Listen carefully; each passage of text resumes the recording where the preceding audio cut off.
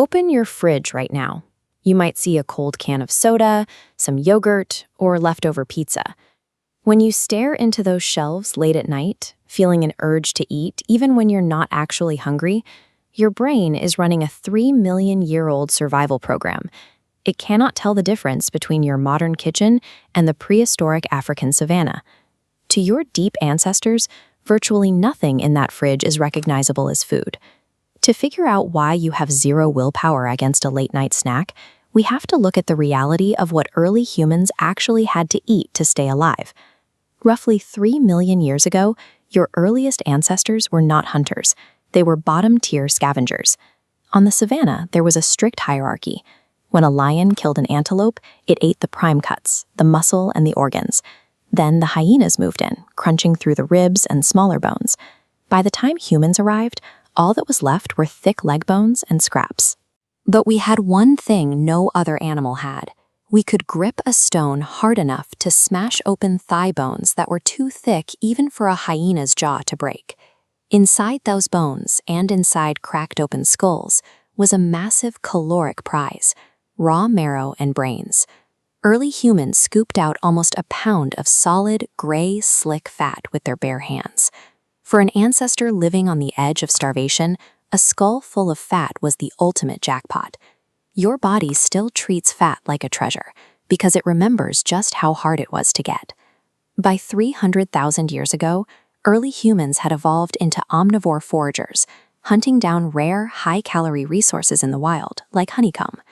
This diagram illustrates exactly why wild sugar was so valuable. It splits into two distinct paths in the body, providing instant energy to use right now and storing extra fuel as fat to keep you alive when the food inevitably runs out. To get just one bite of raw honeycomb, humans would climb dangerous trees and endure hundreds of stings. The payout was worth the pain. Modern food industries hijacked this rare biological signal. They put sugar in a different costume: soda, cereal, bread, embedding it into almost every packaged item. That late-night sugar binge isn't a lack of willpower. It's your body desperately hoarding fuel for a prehistoric famine that isn't coming. Your taste for fermented foods, cheese, yogurt, or sourdough, traces back to a survival adaptation: the ability to safely consume buried, rotting meat. Our ancestors learned that controlled decay could be safe, making hard-to-digest tissue easier to absorb.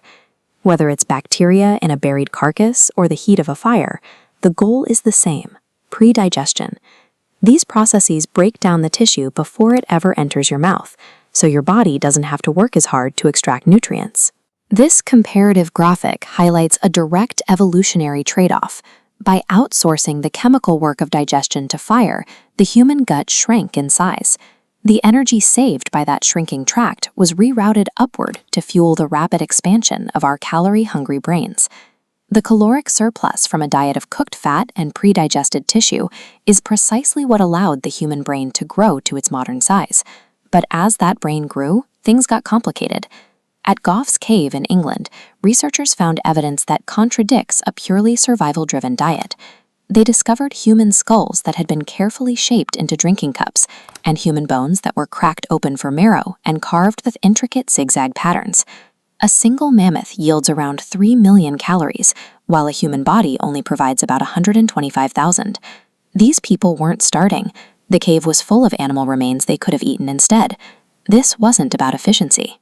As the brain evolved, eating shifted from a pure biological necessity into a vehicle for profound and sometimes dark cultural meaning, which brings us right back to you, staring into the glow of your modern refrigerator. If you were dropped into the world of 50,000 years ago, you would likely starve in days. You wouldn't recognize the plants, and you'd die staring at a landscape full of food you simply couldn't see. But if one of your ancestors stepped into your kitchen today, they would think they had walked into a god's pantry: cold drinks, sealed bread, and fresh fruit, all requiring zero hunting or gathering. For 3 million years, every human who ever lived was hungry, cold, and exhausted.